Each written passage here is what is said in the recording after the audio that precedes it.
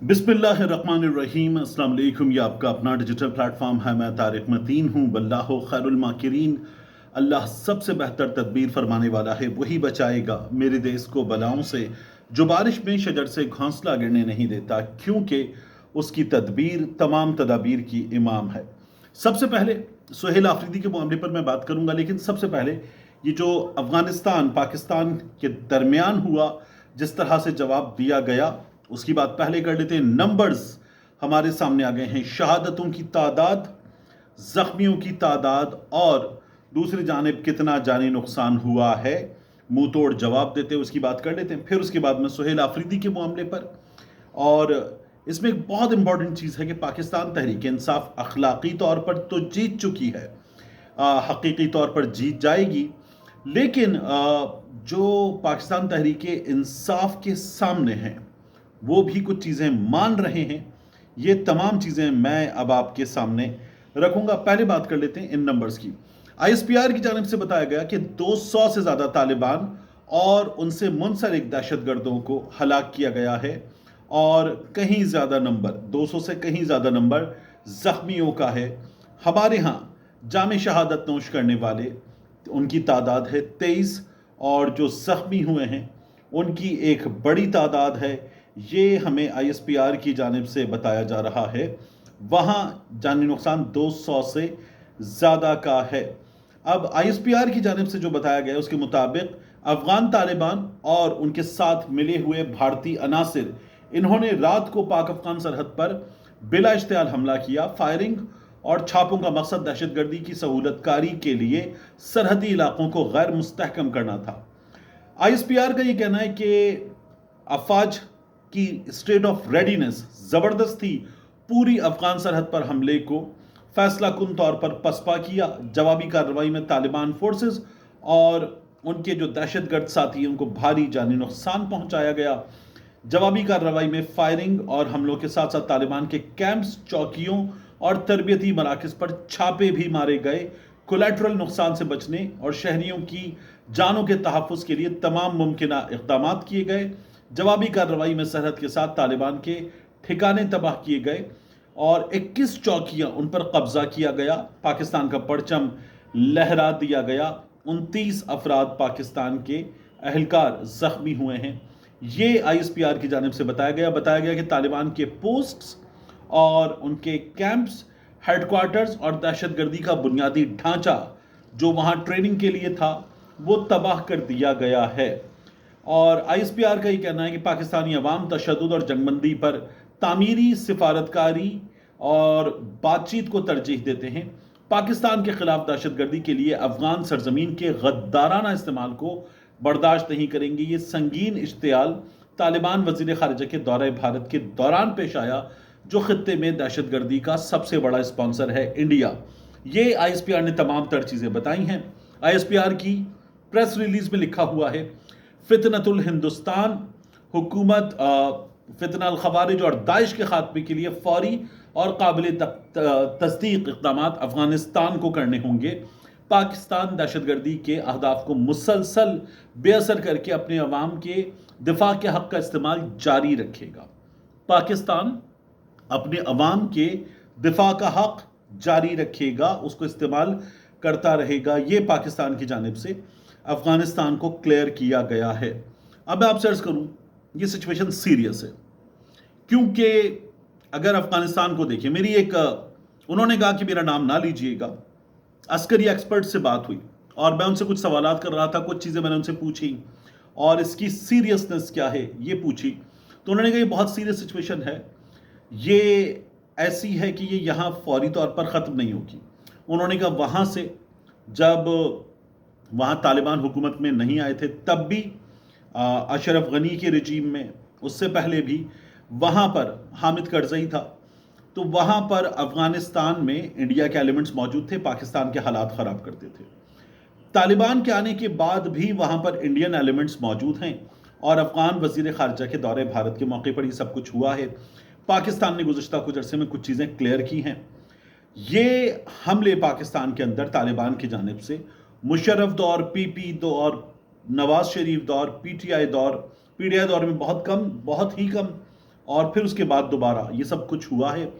تو یہ serious situation خدا نخواستہ دوبارہ حملوں کی صورت میں دوبارہ ہو سکتی ہے.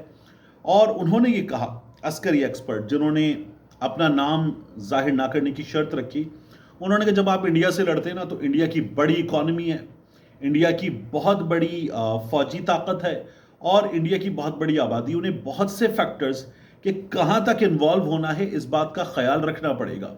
یہ جو لوگ ہیں انہیں کسی چیز کا خیال نہیں رکھنا پڑے گا، ان کے پاس کھونے کو کچھ نہیں ہے، یہ ویسے ہی بدحال ہیں، یہ گھس پڑیں گے اور یہ لڑیں گے.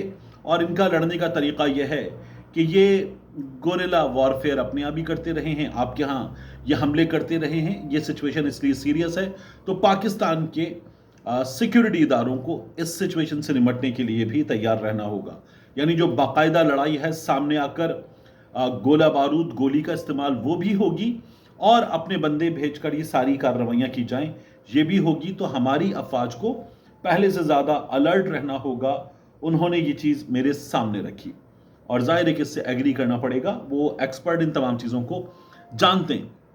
اب میں آپ سے عرض کروں یہ خیبر پختونخوا والا معاملہ، وزیر اعلیٰ والا معاملہ، سہیل آفریدی نے کاغذات جمع کرا دیے، مولانا لطف الرحمان انہوں نے کاغذات جمع کرا دیے جے یو آئی کے، شاہ جہان یوسف انہوں نے کاغذات جمع کرا دیے، زرق خان صاحب پیپلز پارٹی کے انہوں نے کاغذات جمع کرا دیے. اب یہ کاغذات جمع کرانے کا مطلب کیا ہے؟ جب ان سب نے کاغذات جمع کرا دیے تو یہ وزیر اعلیٰ کے انتخاب میں حصہ لے رہے ہیں. تو ایک جو فیصل کریم کنڈی صاحب استعفیٰ لے کر بیٹھ گئے ہیں، لطف الرحمان صاحب بھی کہہ رہے ہیں دیکھیں استعفے پر فیصلہ ہونا ہے. تو میں آپ سے عرض کروں کہ یہ آدھا تو مان چکے ہیں اور باقی بھی مان جائیں گے، لیکن آدھا تو مان چکے کیونکہ آپ اس عمل کا حصہ بن چکے، اگلے وزیر اعلیٰ بننے کی دوڑ میں آپ شامل ہو چکے. تو اٹ از اسٹل گنڈاپور، یہ آپ نے مان لیا کہ غلط بات ہے کہ اٹ از اسٹل گنڈاپور نہیں ہے آپ گنڈاپور. ایک دوسرا، اب اس چیز کو دیکھیے کہ پی ٹی آئی نے کس کو دیا ہے ٹکٹ. سہیل آفریدی کو آپ سب کو پتا ہے عمران خان صاحب کی جماعت کے صوبے میں اسٹوڈنٹ ونگ کے ہیڈ رہے ہیں، اور اپنی جب بچے تھے یعنی بڑے بچے ٹین ایج میں، تب سے پاکستان تحریک انصاف کے ساتھ ہیں اور وہاں سے اٹھ کر یہاں تک پہنچے ہیں. یعنی اس شخص کا جو سفر ہے وہ 15-16 سال کی عمر سے پاکستان تحریک انصاف کے ساتھ ہے اور اب تک ہے. تو یہ پاکستان تحریک انصاف کا نیچے سے اٹھ کر اوپر تک آنے والا ورکر ہے. یہ پاکستان تحریک انصاف میں ورکر کی کامیابی ہے. پی ایم ایل این نے کس کو ٹکٹ دیا؟ یہ جو شاہ جہان یوسف صاحب ہیں، یہ مولانا یوسف صاحب کے صاحبزادے ہیں، پارٹی کے ایک بڑے لیڈر کا بیٹا، باپ قومی اسمبلی میں، بیٹا صوبائی اسمبلی میں، ان کو ٹکٹ دیا گیا ہے. جے یو ایف اے جن کے پاس کچھ نمبر خیبر پختونخوا اسمبلی میں ہے، انہوں نے ٹکٹ کس کو دیا ہے؟ مولانا لطف الرحمان کو، فضل الرحمان کے بھائی کو. تو یہ کہاں کی جمہوریت ہے؟ آپ کہہ رہے سہیل آفریدی کہاں کی جمہوریت ہے؟ یہ کہاں کی جمہوریت ہے؟ آپ کہتے ہیں سہیل آفریدی کیسے صوبہ چلائے گا؟ یہ کیسے کیا جا رہا ہے؟ یہ کون سی ول آف دا پیپل ہے؟ پھر یہ جو زرق خان ہے پاکستان پیپلز پارٹی کے، نمبر آپ کے پاس ہے نہیں، آپ یہ کوششیں کر رہے ہیں. اب اس میں سب سے پہلے یہ جان لیجئے کہ پاکستان تحریک انصاف والے جا کے ملاقاتیں کر رہے ہیں پی ایم ایل این والوں سے بھی، اے این پی والوں سے بھی، دیگر سے بھی، کہ یہ نہ کیجیے، نمبر نہیں ہے، آپ کو بھی پتہ ہے نمبر نہیں ہے. تو سہیل آفریدی بلا مقابلہ وزیر اعلیٰ بن جائیں، اچھی بات ہے. اور اب یہ جو بعد میں کام کیا جا رہا ہے نا کہ سہیل آفریدی دہشت گرد ہے، سہیل آفریدی طالبان کا آدمی ہے، سہیل آفریدی کے را سے تعلقات ہیں، سہیل آفریدی ڈرگ ڈیلر ہے. تو میرا تو پھر اپنے اداروں سے سوال ہے، قانون نافذ کرنے والے اداروں سے، خفیہ ایجنسیوں سے، اسٹیبلشمنٹ سے سوال ہے کہ اگر میں یہ مان لوں ایک لمحے کو کہ سہیل آفریدی یہ سب کچھ ہے، تو آپ کیا کر رہے تھے؟ یہ سب کچھ طالبان کا ساتھی، دہشت گردوں کا ساتھی، ڈرگ ڈیلر، کرپٹ آدمی، را سے تعلق رکھنے والا، یہ ساری پانچوں خصوصیات رکھنے والا، یہ کیبنٹ کا بھی حصہ تھا، اسمبلی کا بھی حصہ تھا، سیاست کا بھی حصہ تھا. آپ کیا کر رہے تھے؟ تو آپ غلط کہہ رہے ہیں. یہ ثابت ہوتا ہے اس چیز سے کہ آپ اطمینان سے بیٹھے ہوئے تھے، آپ کو کوئی پرابلم نہیں تھا. اب اس وقت اتنا پرابلم کیوں ہے؟ اس کا ایک اور اینگل دیکھیے. اگر پاکستان تحریک انصاف کے پاس یہ جو ووٹ ہے نا 93 والا، یہ نہ ہوتا اور پاکستان تحریک انصاف کے پاس جو 73 کا نمبر چاہیے، اس میں 74 ووٹ ہوتے، 72 73 ووٹ ہوتے، تو یہ استعفیٰ نا گنڈاپور کا ایسے منظور ہوتا، ایسے. اب نمبر ہے پاکستان تحریک انصاف کے پاس بڑا کمفرٹیبل، تو اس لیے استعفیٰ منظور نہیں ہو رہا کہ گنڈاپور کو رکھیں گے، آنے نہیں دیں گے، چیلنج کر دیں گے، قانون بنا دیں گے، انتخاب نہیں ہونے دیں گے وغیرہ۔ الیکشن کمیشن نہیں مانے گا، الیکشن کمیشن مانے گا ہی نہیں۔ یہ سب کچھ کیوں ہو رہا ہے؟ کیونکہ پاکستان تحریک انصاف کے پاس نمبر ہے، اور دو، پاکستان تحریک انصاف کے بندے بھی نہیں توڑے جا سکے۔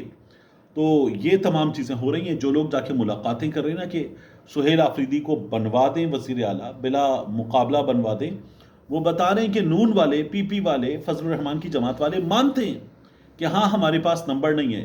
ان لوگوں نے سب نے اپنا اپنا بندہ کھڑا کر دیا، زرق خان، شاہجہان یوسف، لطف الرحمان، سب نے اپنا اپنا بندہ کھڑا کر دیا۔ اب یہ آپس میں متفقہ بندہ لانے کی کوشش کریں گے، کیونکہ ان کو یہ کہا گیا ہے۔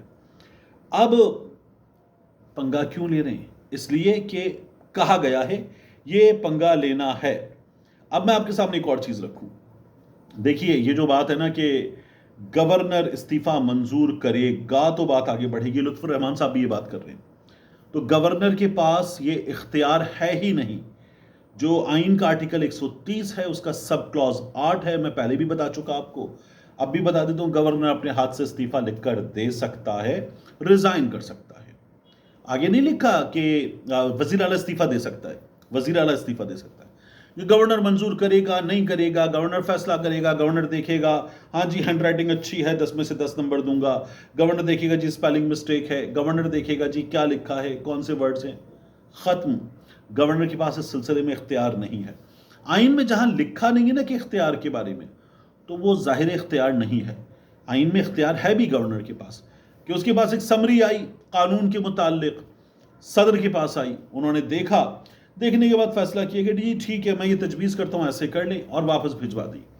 14 دن کے بعد دوبارہ آئے گی نا تو پھر کوئی اختیار بھی نہیں ہے، منظور، پھر کوئی اختیار نہیں ہے۔ تو جتنا اختیار ہے وہ بھی آئین میں لکھا ہوا ہے۔ اور پھر اس کے بعد آپ کیا کر رہے ہیں؟ آپ یہ کہہ رہے ہیں کہ جو عوامی ووٹ، عوام آئین پاکستان کے مطابق ریاست کے سب سے بڑے سٹیک ہولڈر، جو ان کے ووٹوں سے آ رہا ہے اس کا فیصلہ کون کرے گا؟ جو ووٹوں سے نہیں آ رہا۔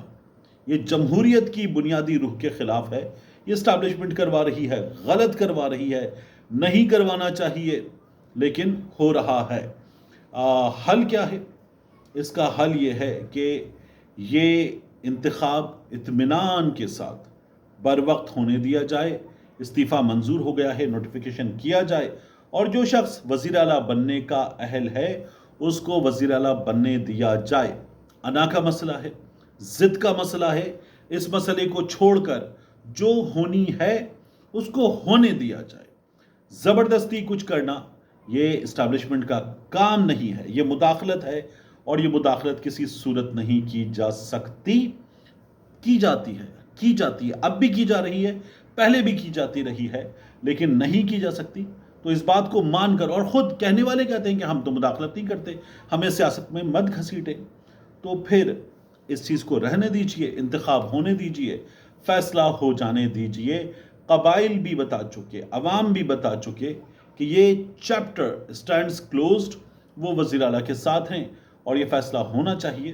اس لیے کوئی بھی ضد اس میں کرنے کی ضرورت اور گنجائش نہیں ہے۔